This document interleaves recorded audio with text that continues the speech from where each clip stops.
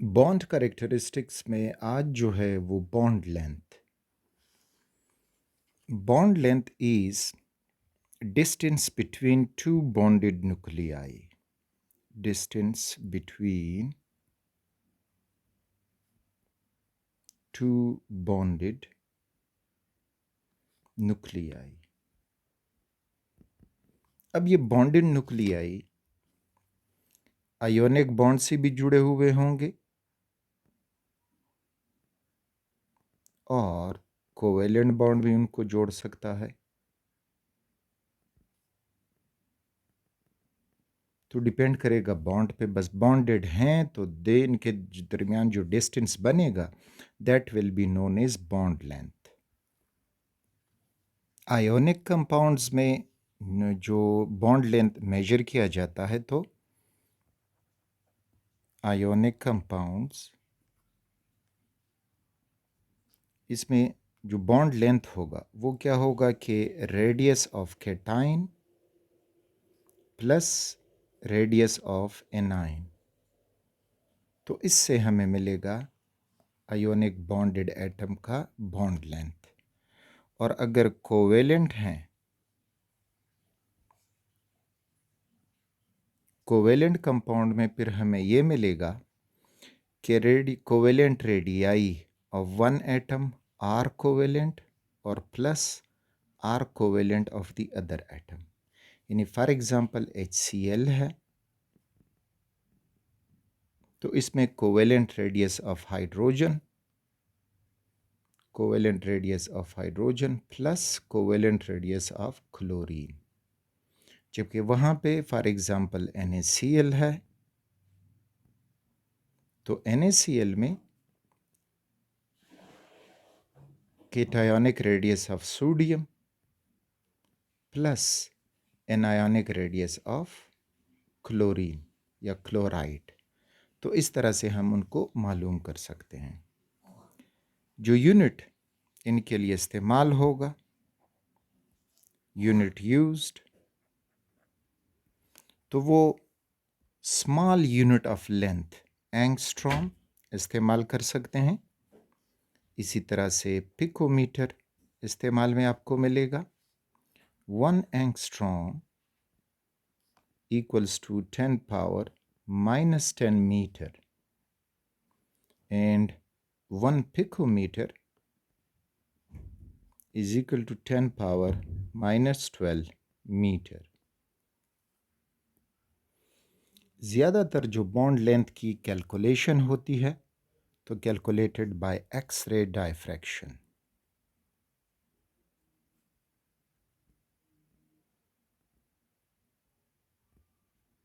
ये एक easy technique है, स्पेक्ट्रोस्कोपिक एनालिसिस से भी होता है। Spectroscopic analysis. तो ये था बॉन्ड लेंथ की पहचान, definition and how it is calculated. अब मुख्तलिफ फैक्टर्स बॉन्ड लेंथ को इंक्रीज़ कर सकते हैं, डिक्रीज़ कर सकते हैं। एक्चुअल वैल्यू एक जैसे होगी और हमारी कैलकुलेटेड वैल्यू जो है वो डिफरेंट होगी। तो ये क्यों होगा? तो वो मुख्तलिफ फैक्टर इसको डिपेंड करती हैं, जिसमें पहला फैक्टर इलेक्ट्रोनेगेटिविटी को हम पढ़ेंगे। इलेक्ट्रोनेगेटिविटी, और इलेक्ट्रोनेगेटिविटी में ये होगा कि जितना उन दो एटमों में इलेक्ट्रोनेगेटिविटी डिफरेंस ज़्यादा होगा, बॉन्ड लेंथ छोटा होगा, is inversely proportional to bond length.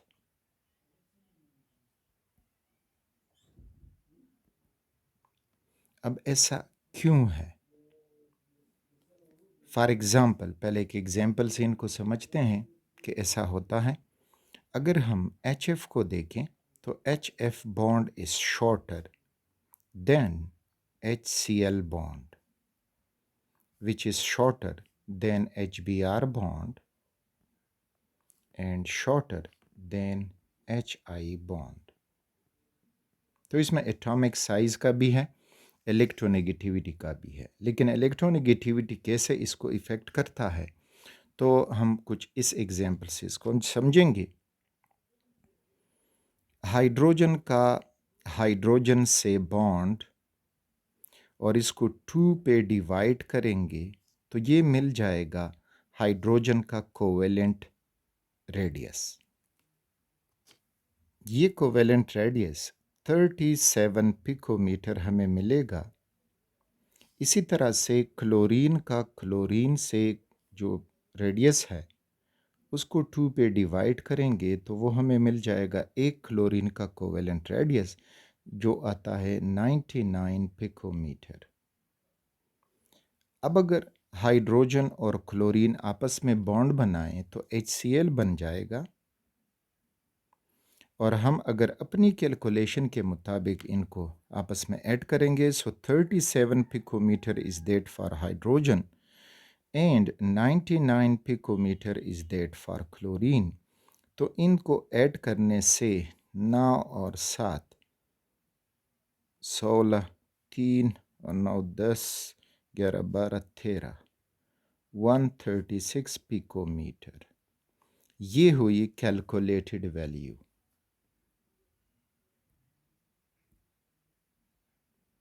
लेकिन जब हम प्रैक्टिकली HCl को देखते हैं तो उसका कोवेलेंट रेडियस हमें मिलता है 136 पिकोमीटर की बजाय 127 picometre. 127 picometer. This is the actual या experimental value.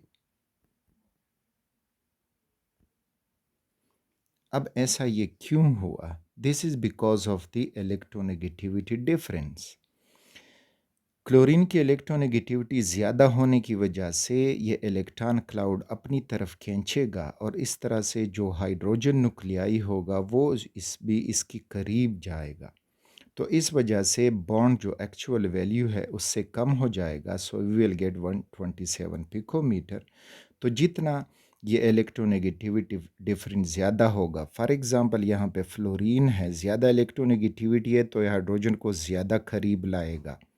क्लोरीन की कम हो गई है, ब्रोमीन की उससे कम, आयोडीन की सबसे कम है, तो इस तरह से ये हाइड्रोजन को करीब नहीं ला पाएगा। तो इलेक्ट्रोनेगेटिविटी डिफरेंस ज़्यादा होगा, बॉन्ड लेंथ उतना ही छोटा होता जाएगा। वैल्यू से हम इसको कंफर्म कर सकते हैं। तो इस टेबल में दी गई वैल्यू से HF कैलकुलेटेड वैल्यू 108, जिस तरह ऊपर HCl को कैलकुलेट किया तो इसकी ये आएगी, लेकिन आपको मिलेगा एक्सपेरिमेंटल वैल्यू 92। इसी तरह HCl की एक्सपेरिमेंटल वैल्यू, दूसरों की एक्सपेरिमेंटल वैल्यू, तो उससे हमें ये पता चलता है कि जितना इलेक्ट्रोनेगेटिविटी डिफरेंस कम होता है तो बॉन्ड लेंथ भी इंक्रीज होता है। So they have an inverse relation. दूसरा फैक्टर हाइब्रिडाइजेशन।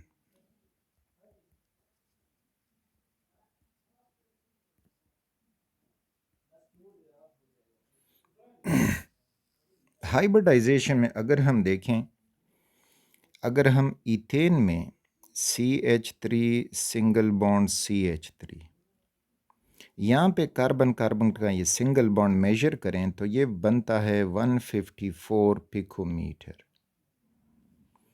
फिर अगर हम इथीन में देखें तो CH2 डबल बॉन्ड CH2, तो ये बनता है 134 पिकोमीटर। और फिर अगर हम इथाइन में चले जाएं और उसका ट्रिपल बॉन्ड मेजर करें तो ये बन जाता है 119 पिकोमीटर। तो मीन्स कि सिंगल बॉन्ड लॉन्गर है than double bond and double bond is longer than triple bond. अब वजह इसके पीछे जब हम देखेंगे तो ये होगा कि इधर जो सिंगल बॉन्ड कार्बन है it is sp3 hybrid, double bond carbon जो होता है वो हो जाता है sp2 हाइब्रिड, और जो ट्रिपल बॉन्डेड कार्बन है वो हो जाता है sp हाइब्रिड। अब इसमें S करेक्टर बढ़ रहा है। sp3 में जो है वो 25% S करेक्टर है, sp2 में 33.3% S करेक्टर है, और sp में जो है वो 50% S करेक्टर है। तो s वो ऑर्बिटल है which is closer to the nucleus compare to the other orbitals. तो इस वजह से जो शेयर्ड पेयर होगा वो न्यूक्लियाई के करीब आएगा जितना s करेक्टर बढ़ेगा। तो हम यहाँ पे लिख सकते हैं कि s करेक्टर जितना ज़्यादा होगा बॉन्ड लेंथ छोटा होगा, inversely proportional to bond length. और ये फिनोमेना कई चीज़ों को एक्सप्लेन करके आपके जहन में कॉन्सेप्ट क्लियर करता जाएगा।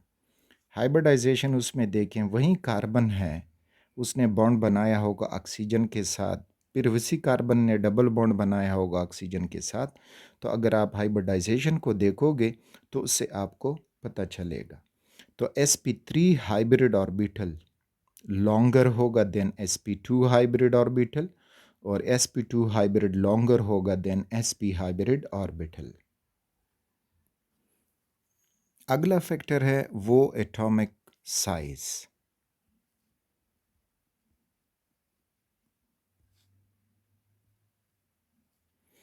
एटॉमिक साइज बढ़ेगा, बॉन्ड लेंथ भी बढ़ेगा, has a direct relation with bond length.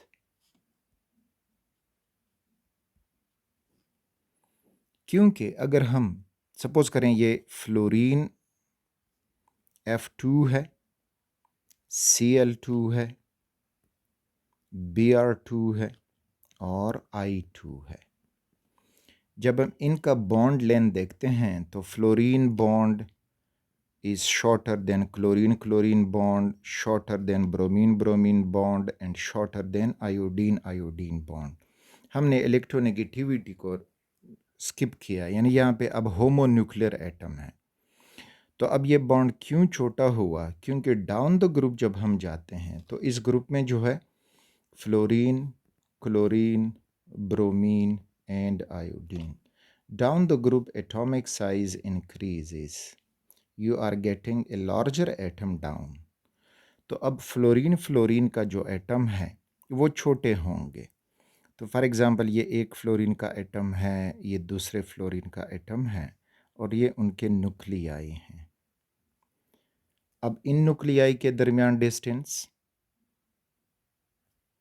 और फिर हम आयोडीन की तरफ पहुँचें तो ये आयोडीन, एक आयोडीन का एटम हुआ, ये दूसरे आयोडीन का एटम हुआ और ये उनके न्यूक्लियाई और इनके दरमियान डिस्टेंस। तो ज़ाहिर बात है कि ये डिस्टेंस बढ़ रहा है आयोडीन के केस में और फ्लोरीन के केस में वो डिस्टेंस कम है। तो जितना एटॉमिक साइज़ बढ़ेगा बॉन्ड लेंथ भी बढ़ता जाएगा। द सेम हम देख सकते हैं कि अगर हम कार्बन कार्बन का सिंगल बॉन्ड कार्बन से और इसी तरह से सिलिकॉन सिंगल बॉन्ड सिलिकॉन, इनका देखेंगे, अगर हमसे पूछा जाए क्या होगा, तो मीन्स कि ये बॉन्ड जो है वो शॉर्टर होगा than silicon silicon single bond. Single bond हैं, दोनों sp3 हाइब्रिड हैं, लेकिन अब यहाँ पे जो लेंथ है वो क्यों डिफ़र कर रहा है? एस करेक्टर भी वही है, because of the atomic size, दोनों के साइज में फ़र्क है। अगला जो एक फैक्टर है दैट इज़ चार्ज।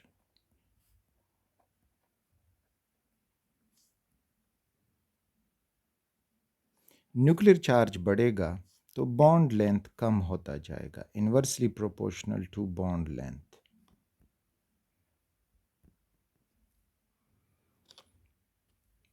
तो फॉर एग्जांपल अगर हम कार्बन सिंगल बॉन्ड कार्बन देख लें, नाइट्रोजन सिंगल बॉन्ड नाइट्रोजन हो, ऑक्सीजन सिंगल बॉन्ड ऑक्सीजन हो और फ्लोरीन सिंगल बॉन्ड फ्लोरीन हो, तो हम जब लेफ़्ट से राइट पीरियोडिक टेबल में जाएंगे तो न्यूक्लियर चार्ज बढ़ रहा है, तो इस वजह से इन सिंगल बॉन्ड का लेंथ कम हो रहा है।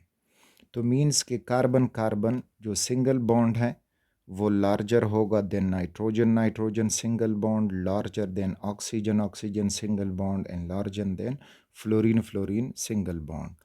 तो पीरियड में लेफ़्ट राइट से जाओगे, from left to right the nuclear charge increases, bond length decreases। nuclear charge increases, bond length decreases। तो इस तरह से सॉर्ट आउट करने के लिए कि अब बॉन्ड लेंथ क्या होगा, तो आप मुख्तलिफ उसके ऊपर अप्लाई करोगे सारे फैक्टर्स और आप बिल्कुल करेक्ट रिज़ल्ट तक पहुंचोगे।